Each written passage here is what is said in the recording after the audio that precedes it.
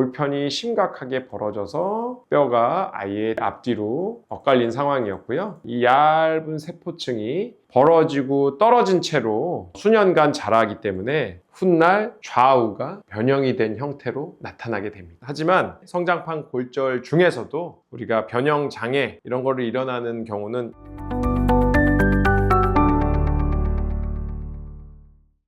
자, 지난 시간에는 성장판 골절에 대해서 자세히 알아보는 시간이었는데요. 예, 오늘 시간에 네. 성장판 골절 치료 방법에 대해서 네, 알아보도록 하겠습니다. 요즘 아이들이 축구, 농구 네, 하다 보면 또 격해질 수가 있거든요. 다쳐요. 넘어지고 넘어져서 다치고. 근데 문제는 이렇게 다쳤는데 병원에서 성장판 골절일 수도 있습니다 라는 말을 듣게 되면 부모 입장에서 네. 충분하죠. 그래서 궁금한 게 성장판 골절이면 꼭 수술을 해야 하나요? 깁스만 하면 되는 건가요? 제대로 치료하지 않으면 키가 안 크나요? 아마 많은 부모님들이 이런 걱정 한 예, 번쯤 맞습니다. 해보셨을 텐데요. 자, 오늘 이에 대한 궁금증 풀어주시죠. 네, 성장판 골절은 아이들의 전체 골절에서 약 15에서 30% 정도 일어난다고 보고되고 있습니다. 왜냐하면 그만큼 성장판이 샌드위치 사이에 있는 잼처럼 약하기 때문입니다. 하지만 성장판 골절 중에서도 우리가 변형 장애 이런 거를 일어나는 경우는 1에서 10% 정도이기 때문에 대부분의 성장판의 골절의 한 70%, 80%는 비수술 치료, 즉 깁스와 통깁스를 이용해서 치료를 한다고 보시면 됩니다.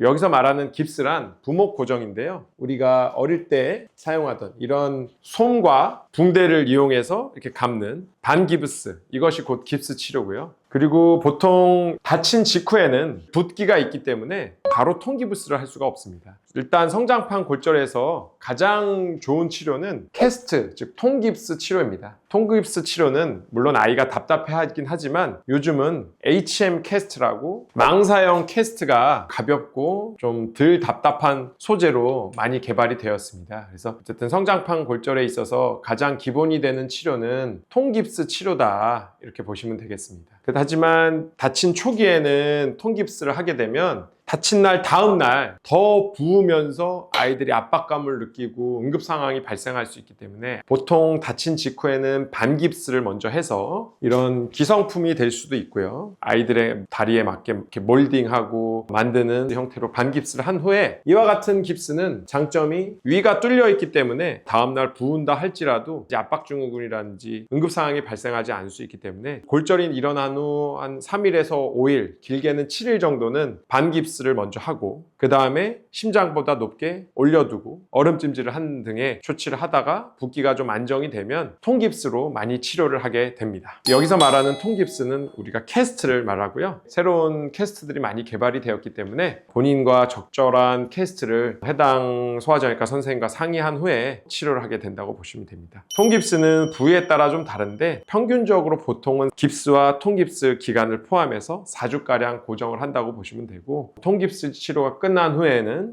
2주에서 3주 정도 아이들이 학교를 가거나 유치원에 가거나 하는 동안에는 보호대를 착용함으로써 보호하는 기간을 또 줄 수 있습니다. 여기서 말하는 보호대는 다양한 형태가 있는데 해당 정형외과 선생님과 상담 후에 적절한 보호대를 추가적으로 착용해서 마지막 과도기에도 충분한 보호를 해주는 것을 추천드립니다. 그래서 이 캐스트, 통깁스에 대한 자세한 이야기는 다음 편에 저희가 소개를 좀 해드릴 예정이고요. 자, 그 다음 질문입니다. 우리 아이가 넘어져서 뼈가 부러졌다면 평생 후유증이 남을까 좀 걱정될 수도 있거든요. 소아골절과 성인골절은 좀 다르다고 말씀 주셨잖아요. 그거에 대해서 조금 간단하게 설명 주시죠. 대표적으로 소아골절은 첫 편에서 말씀드렸듯이 성장판이 존재하게 됩니다. 성장판이라는 것은 아직 덜 자랐다는 뜻이고 이렇게 연골 형태로 되어 있기 때문에 X에서 보이지 않는 경우도 많습니다. 그래서 성장판 골절이 있다고 해서 무조건 수술하는 건 아니지만 이렇게 심각하게 벌어진 경우나 갈라진 경우에는 수술적 치료가 요할 수 있습니다. 소아골절은 성인과 수술 방법이 완전히 다릅니다. 소아골절은 어른에 비해 훨씬 유압이 잘 되고 재형성 능력이 좋으며 골막이 두껍기 때문에 어른들과 같이 거대한 금속판과 거대한 금속정 등을 사용하지 않습니다. 이러한 거대한 금속정과 금속판은 아이들을 필연적으로 많은 절개를 해야 되고 그에 따라서 근육과 연부 조직 손상, 흉터, 유착 등을 일으킬 수 있기 때문에 아이들은 아이들의 뼈에 맞게 수술적 치료를 해야 합니다. 만약에 수술이 필요하다면 아이들과 같은 경우에는 12세 남학생인데요. 정강이 뼈가 심각하게 갈라져 있는 것을 볼 수 있습니다. 이와 같은 경우에도 아주 얇은 그림과 같은 유연성 금속 정이라는 것을 사용해서 우리 뼈의 골 간단이라는 곳에 작은 구멍을 뚫어서 이와 같이 골 내로 집어넣어서 이 강선만으로도 충분하게 고정력을 얻을 수 있습니다. 그래서 이와 같은 학생의 경우 충분히 유압되어서 다음과 같은 이러한 사진들을 보실 수 있습니다.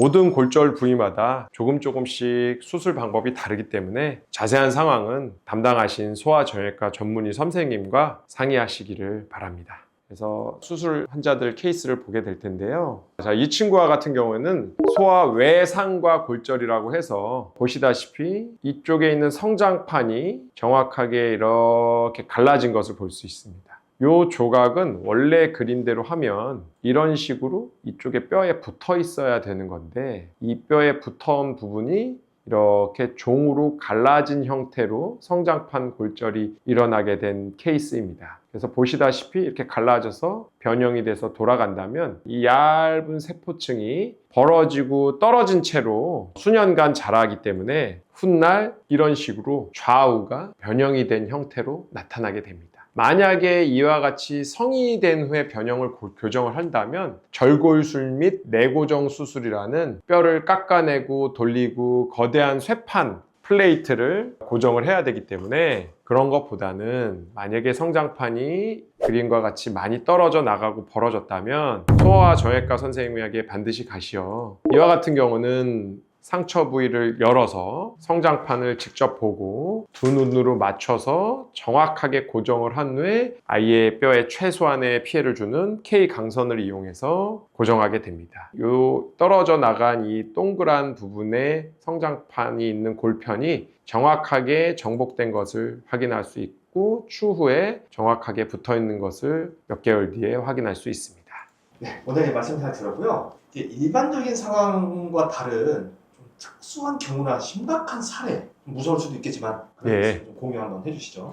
제가 공유할 케이스는 지금부터 4년 전에 성장판 골절과 동시에 신경 손상이 있는 케이스였습니다. 육안으로 보셔도 팔꿈치가 심각하게 뒤로 뒤틀려 있는 형태를 보여줬고 손가락이 마비돼서 엄지손가락이 움직이지 않고 병원에 방문한 케이스였습니다. 보시다시피 골편이 심각하게 벌어져서 뼈가 아예 앞뒤로 엇갈린 상황이었고요. 수술방 사진을 보면 이렇게 앞뒤로 심하게 뒤틀린 뼈를 최소한의 절개를 통해서 정렬을 정확하게 정복한 후에 K강선으로 고정을 한 케이스였습니다. 성장판 손상도 무섭지만 그와 더불어서 신경 손상, 즉 아이가 엄지손가락이 안 올라가거나 손등 부위가 감각이 떨어지거나 OK 사인, 이러한 손가락의 디테일한 움직임이 안 되는 경우에는 신경 손상이 의심될 수 있으므로 성장판 골절보다도 더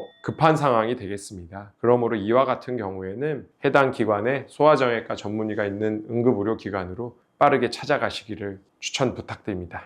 자, 오늘도 좋은 말씀 감사합니다. 다음 시간엔 소아 캐스트 치료 그거에 대해서 좀 자세히 알아보는 시간 갖도록 하겠습니다. 감사합니다.